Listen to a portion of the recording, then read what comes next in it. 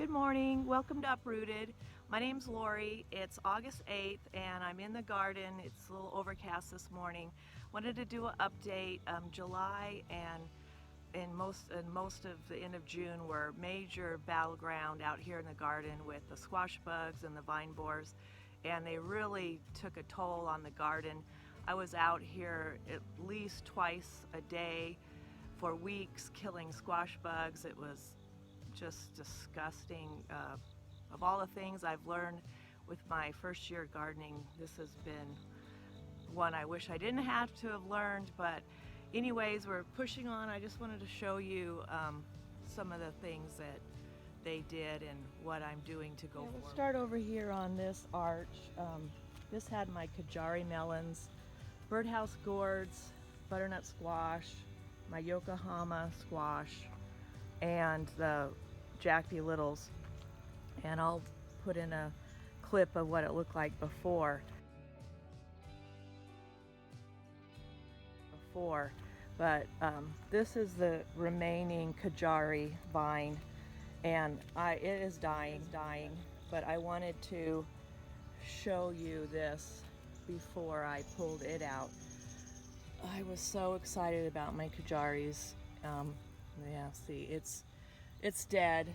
I had probably 8 beautiful little starts before the vine borers came and wiped this completely out. So I've gone and put in some new ones, and I have the Demetrius earth on them right now. So I don't know if I have enough time left in the season, but I'm giving it a try. But they totally wiped this out. It's really upsetting, but next year I'm going to plant all of these squash and things later in July. Baker Creek, Rare Seeds on YouTube, they say, and they're in Missouri, that they plant their squashes, plants July 1st through the 15th, and we're a little later than them, so I think I'll be starting things from seed late and planting late in July, because it was just the worst killing these bugs. My Yokohama squash here at the end, again, I have the insect powder on these. They have not produced any melons yet. I've had a few little ones start, but they've fallen off. But the bugs really took a toll on these, but they're starting to grow some new things. And I rarely see a squash bug at this time. This morning there was one when I got out here, but I was pulling eggs, and I'll put a clip of that from my pumpkins. My birdhouse gourds, they all took a beating here. So I do have 3 squash coming, and again, the butternut squashes is producing new things, and I put in 2 new starts. I don't know if you can see them down there. So I don't know how they'll do, but I just thought, well, I'll give it a try. Put them in. Same with the birdhouse gourds. I put two new plants in here. So we'll see what happens. But that was quite a learning curve. Now over on the pumpkins, very sad what they did over here. And this was my first heirloom French pumpkin, and the vine is completely dead. But I wanted to show what the vine borer did. Look at this stem. I mean, just annihilated it. So I'll be taking this off, but I just wanted to show you. Crazy. So I popped in a couple of seeds about 4 days ago. So I have 2 new coming. I don't know what'll happen. We do have a lot of heat in August and September, can be up into October, so who knows. But I do have 2 others that this plant, the stem, the vine has not been attacked. So that's hanging in there. and my watermelons in here. Thankfully, these bugs don't really care for watermelon vines. So these are my Wilson Sweet watermelon. And so I'm really excited. I have 3, and then I have a few of this size coming. So it looks like we'll get some good watermelon. Now the tomatillos are still hanging in there, but they have been really attacked by, I think they're the flea beetle. You can see all the evidence. Again, I have the Demetrius earth on here. I've put it on a few times, trying to give these guys a chance, but I do have some good fruits coming on those. I whip you around here. My eggplants, they're another ones that have taken a toll with the flea beetles, but I'm starting to get some flowers on here. So that'll be good. Lots of insects. This red bean is just about done. So I planted some more, and they're coming up in this bed. And here I have my New England sugar pie and a Yokohama squash there. And some more of my red beans over here. So even with all the destruction, we have some new table acorns coming, and while my parents were here visiting from Arizona, I harvested 6 of those from this original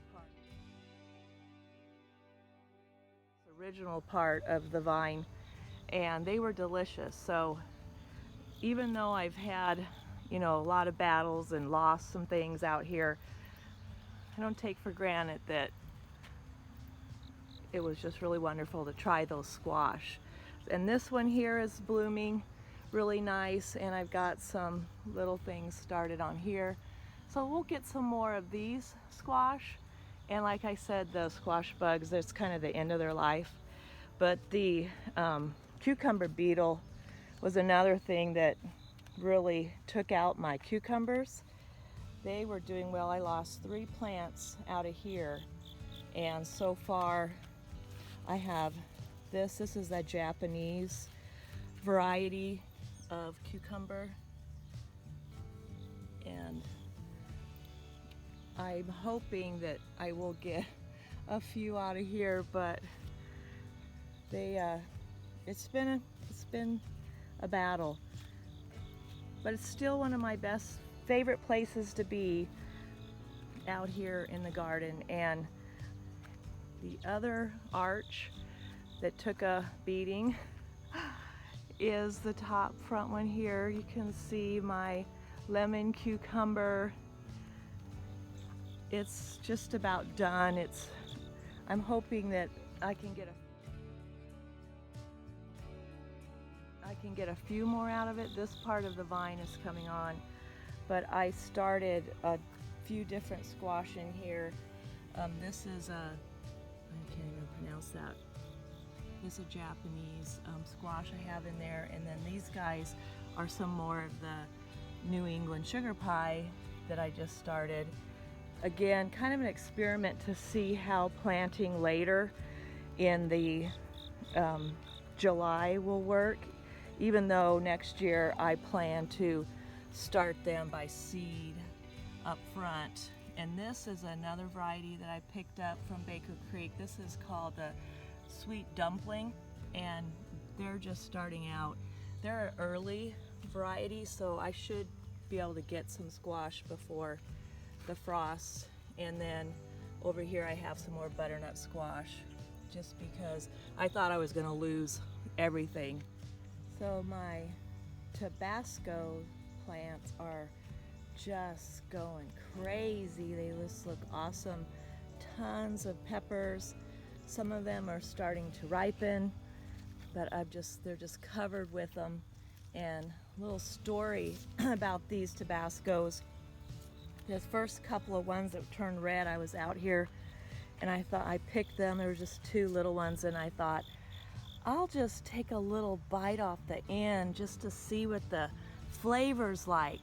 And this searing hot lava juice came into my mouth, and I won't be making that mistake again. It was so hot. I was up here in the garden thinking, oh no, what am I gonna do? It was just, my mouth was just on fire. So that will not be a mistake I make again. But I plan to, when these are ready, ferment these and make a really nice hot sauce out of them. But isn't it beautiful? Just look at all of them, tons and tons. So another great thing about the peppers is the pests don't seem to care about them. But yeah, real excited. And then of course my cayennes, I have more cayenne peppers in the house than I even know what to do with. I've got some strung. My dad, when he was here, he strung some of those. I've dehydrated some. So be making a lot of spices and won't have to plant any of these next year or anything. So that's just a quick look of some things going on in the garden and some of the battles I've had out here. Just forging on, trying to stay hopeful and learning.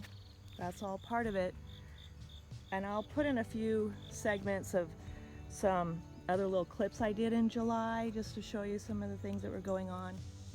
I am saying goodbye to the Ford Hook zucchini plant. Taking out a piece of it already, and I see a few squash bugs in there. Honestly, I'm just taking it out mostly because I want room for the pumpkins, but I am also really tired of fighting all the squash bugs. I don't have just, hundreds, but it's enough for me. So I'm cutting off the last few courgettes, they say in the UK, or zucchini here in the States. And it's gonna make a lot of room for my heirloom French pumpkins. So, getting her done. This thing was massive. I've got it out.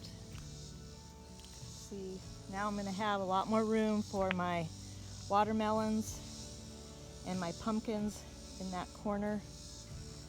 So that's gonna be helpful. We've really enjoyed the zucchini. I can get them at the farmer's market for pretty cheap. So I really need the room, and these are the last ones I got. So it was a great plant. I thanked it. I killed a few squash bugs in the process of pulling it out. Oh, let me just show you. Here's another one. This is what they look like. This guy. I think that's a female. Is that nasty or what? Yeah. They are horrible. Lay lots of eggs. A little bit of a light rain's falling. Just cooling things off really nice. I'm going to stay out here. I'm wet from humidity already, so this is a nice change actually. The other job I got done today is finally potted on some of my strawberry runners. Thanks to Ray at Ray's Homegrown Veg Allotment. I think that's how it was. But he answered a question from me about putting your runners, potting them up. I know they're kind of haphazard how I've got them done, but I plan to pull these all up next year, and we hope to do a fruit cage, so I want to do a large bed there, but got that job done. I think it's time to take this onion.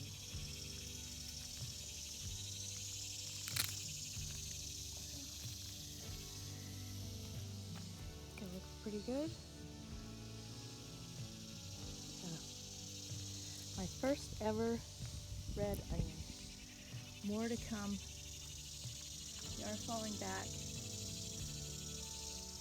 die a little. I think there's still a lot of green in them, so I'll give them a few more days. But this guy looks pretty good. Bright morning out, and you can see that the green tops have fallen over on my Brunswick red onions. So I'm going to go ahead and take, I think, most of these out. Look at this guy. That's a nice looking onion, I think. I'll look it over. This one's a nice size. Yeah, so first time for pulling up onions. Get these on the drying rack. Here's some of my yellow onions, and I planted these from bulbs in early the second week in May, and they're all falling over. They're not real big, but I have them all down the middle of this bed and the middle of another bed. So some of them, the ones that have fallen over, I'm going to go ahead and pull those up. Thanks to all my new subscribers. Thanks for watching. Hope you're all having a great week, and hope you're going to have a wonderful, happy gardening weekend. And until next time, thanks. Bye-bye.